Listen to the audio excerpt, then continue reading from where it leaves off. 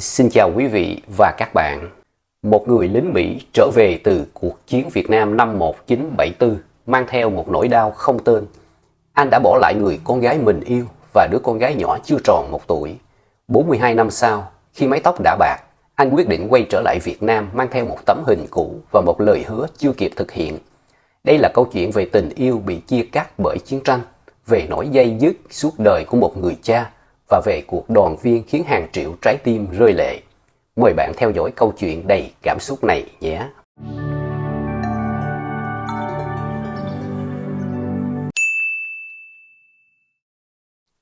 Nha Trang năm 1973, biển lặng, cát trắng, trời xanh.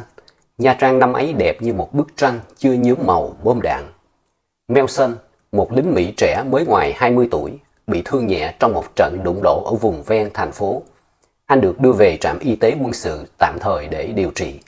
Tại đó, anh gặp cô Hạnh, một y tá người Việt, nhỏ nhắn nhưng đôi mắt sáng như sao, ánh nhìn vừa dịu dàng vừa rắn rỏi giữa khói lửa chiến tranh.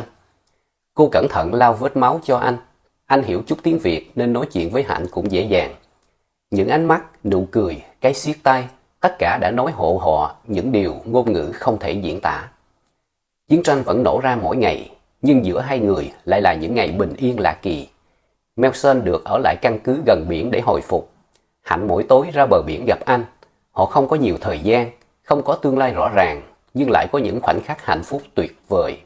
Họ cùng nhau đi dạo dọc bãi biển Nha Trang mỗi buổi chiều tà. Cát mịn dưới chân, sóng vỗ nhẹ bên tai. Hai người cười nói vui vẻ chạy dưới ánh hoàng hôn của biển chiều thơ mộng. Anh thì thầm bên tai Hạnh: "Hạnh ơi, I love you." Và cô chỉ cười, không cần hiểu nghĩa, vì trái tim đã cảm nhận đủ tình yêu của anh. Một lần họ ngồi trên cồn cát, anh lấy máy ảnh ra chụp cô đang cười trong nắng gió. Anh nói: "Hạnh ơi, biển ở đây đẹp quá, Nha Trang càng đẹp hơn khi có em. Nếu có kiếp sau, anh muốn được sinh ra ở Việt Nam, chỉ để được yêu em thêm một lần nữa. Anh muốn mãi mãi bên em." Hạnh tựa đầu vào vai Melson và hai người ôm nhau để chia sẻ những giây phút ngọt ngào nhất từ tình yêu của họ. Cuối năm 1973, Hạnh sinh một bé gái, cô bé Lai, mang làn da trắng, mái tóc nâu sẫm, đôi mắt xanh thẳm như biển Nha Trang. Họ đặt tên con là Mai Linh, nghĩa là bông hoa may mắn của tình yêu và chiến tranh.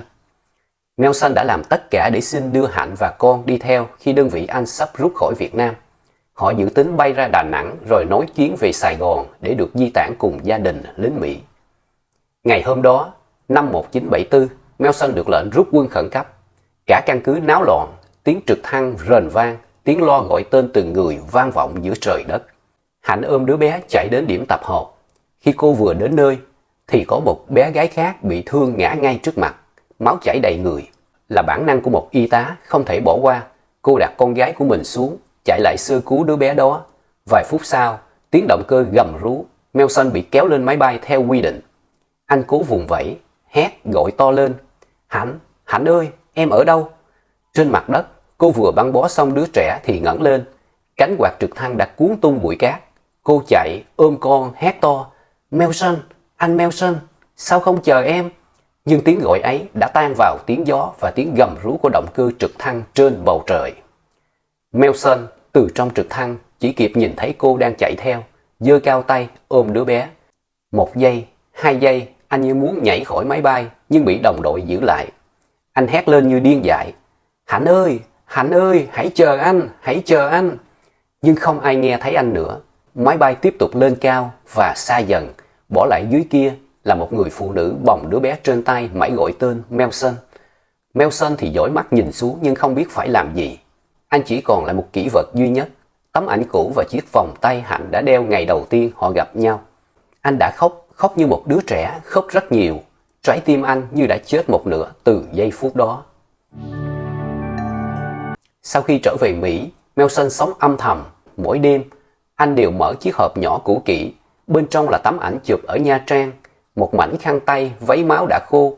Anh nhớ Hạnh và đứa con gái bé bỏng rất nhiều. Thời gian trôi qua, anh lập gia đình với một người phụ nữ tên là Ellen. Họ có với nhau 2 người con trai, sống trong một thị trấn nhỏ ở tiểu bang Oregon. Melson là người cha mẫu mực, một người chồng trầm lặng. Nhưng Ellen, dù chưa bao giờ nghe ông kể, vẫn cảm nhận được có một phần trái tim ông đã để ở lại Việt Nam. Dù đã cưới vợ và có 2 đứa con trai khỏe mạnh, nhưng trong tim Melson vẫn không thể nào xóa được hình bóng của Hạnh và đứa con gái nhỏ ở Việt Nam. Mỗi lần ôm con trai vào lòng, anh lại tự hỏi, không biết Hạnh và con gái bé bỏng của mình giờ sống ra sao. Nhưng rồi, cuộc sống cuốn đi với guồng quay cơm áo, công việc, trách nhiệm. Melson biết rằng anh không thể quay lại quá khứ. Anh nhìn 2 con trai, thấy nụ cười và ánh mắt của chúng, và anh tự nhủ, mình phải là một người cha tốt, dù bất cứ chuyện gì xảy ra trong quá khứ, thì hiện tại mình phải là một người cha có trách nhiệm. Thế là Melson chôn chặt nỗi đau vào lòng. Anh không kể cho ai nghe, ngay cả vợ anh cũng chỉ thấy một góc nhỏ trong tâm hồn anh là luôn xa cách. Đôi khi vào những đêm khuya yên ắng, anh lặng lẽ lấy tấm ảnh cũ ra, nhìn thật lâu rồi cất lại. Không khóc, không nói gì, chỉ im lặng. Vì trong sâu thẳm, anh luôn mang theo hình bóng một người phụ nữ Việt và đứa con gái chưa từng gặp lại. Thời gian trôi qua, năm Melson 66 tuổi, vợ anh bị bệnh ung thư, tuyến tụy giai đoạn cuối. Melson ngồi bên giường bệnh nắm tay người bạn đời đã đồng hành suốt hơn 40 năm. Melson, nếu em ra đi, hãy làm điều mà trái tim anh luôn mong muốn, đừng để quá muộn. Vài tháng trôi qua, bà rời khỏi thế giới này. Vào một đêm mưa, ông mở lại chiếc hộp xưa. Ông bật laptop lên, tìm kiếm theo từ khóa, tìm cha người Mỹ, Nha Trang, lính năm 1974. Hàng trăm kết quả hiện ra, nhưng có một bài đăng khiến tim ông muốn ngừng đập. Tôi tên là Mai Linh, sinh năm 1973 tại Nha Trang. Mẹ tôi là y tá thời chiến. Tôi không biết cha mình là ai, chỉ có một bức ảnh chụp cùng ông. Ông tên là Melson. Nếu ai biết người đàn ông này, xin hãy giúp tôi.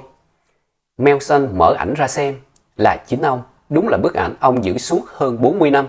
Ông không nói được lời nào, nước mắt chảy dày trên má. Melson ngay lập tức gửi tin nhắn, rồi email giới thiệu về bản thân. Vài phút sau, Mai Linh trả lời ngay và họ gọi video qua Messenger. Khi cuộc gọi kết nối, trên màn hình hiện ra gương mặt của một người phụ nữ khoảng hơn 40 tuổi, mang ánh mắt xanh lạ lẫm, sống mũi cao, làn da trắng. Cô vừa khóc vừa nói tiếng Anh ngập ngừng. Are you really my dad? Ông là cha của con thật sự sao? Melson gật đầu, giơ lên tấm ảnh rồi lấy ra chiếc vòng cổ nhỏ màu bạc, vật mà Hạnh từng tặng ông. Mai Linh òa khóc nức nở. Cha ơi, mẹ giữ bức ảnh này cả cuộc đời và luôn nói một ngày nào đó cha sẽ quay về và tìm con. Cả hai khóc không thành lời. Melson thì thầm. 40 năm trôi qua rồi con gái ạ, nhưng cha ở đây rồi. Cha sẽ về gặp con. Cha sẽ bù đắp cho con Mai Linh ạ. Vài ngày sau, Melson lên chuyến bay về Việt Nam, không phải để du lịch, mà để hoàn thành lời hứa dang dở cách đây hơn 40 năm dưới bầu trời Nha Trang. Trên tay ông vẫn là chiếc hộp cũ, bên trong là tất cả ký ức đã sống cùng ông qua 4 thập kỷ cô đơn.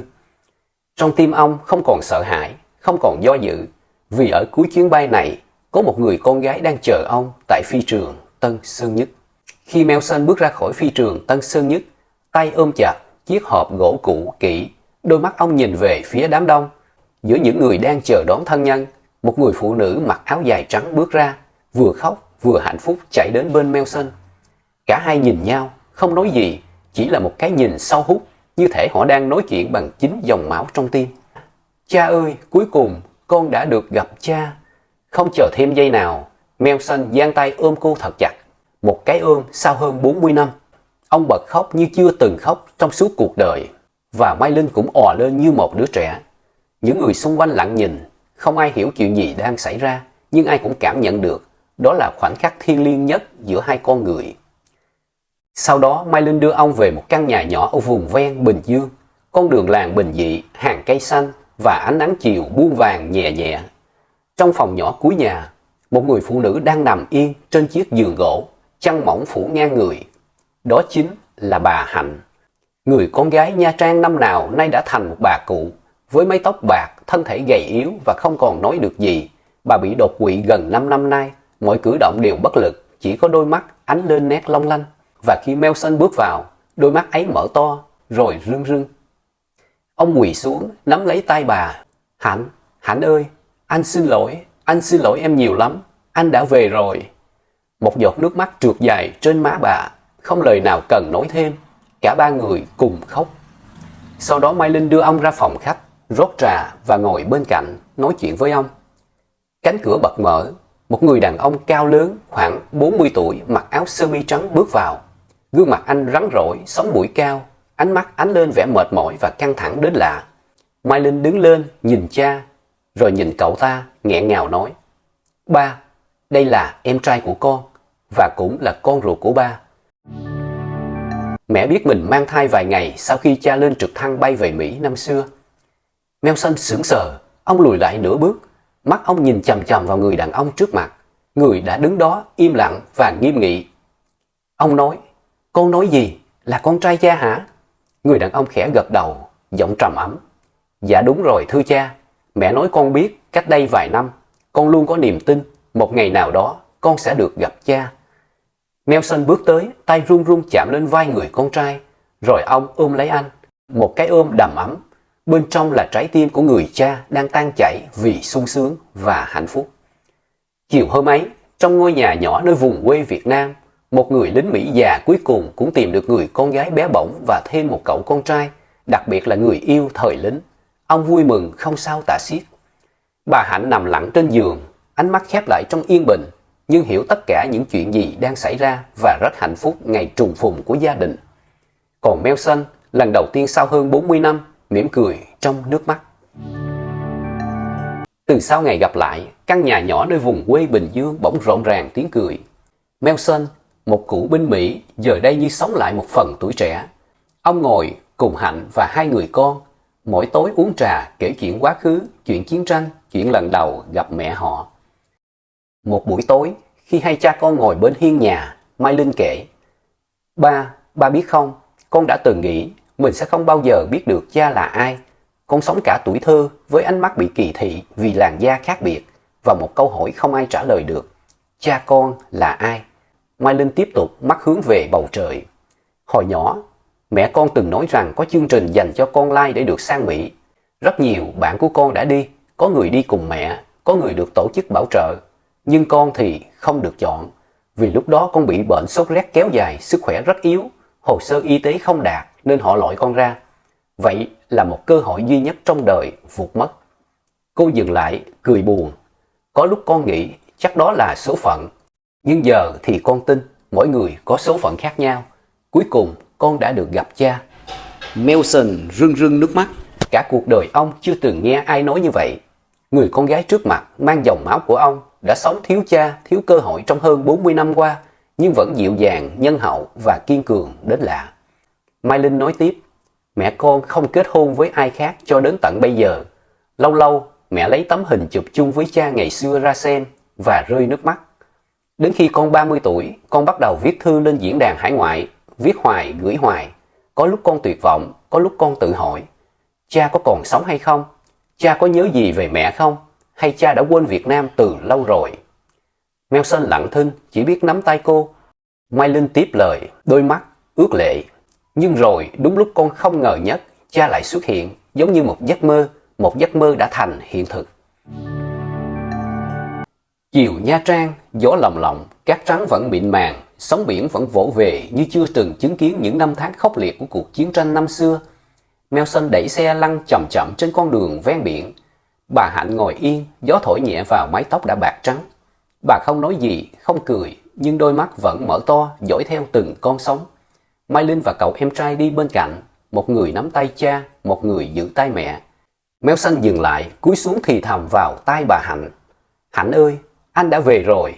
Cảm ơn em đã chờ anh. Dù không nói được, nhưng anh biết em vẫn còn yêu anh.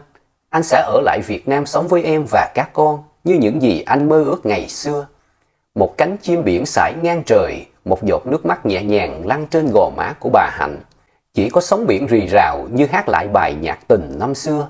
Cuộc đời đã chia cắt họ rất xa, hơn 40 năm, nhưng cuối cùng biển Nha Trang đã trả người về bến cũ năm nào. Cảm ơn quý vị và các bạn đã xem đến hết video. Chúc quý vị và các bạn một ngày bình an và hạnh phúc. Xin chào, tạm biệt.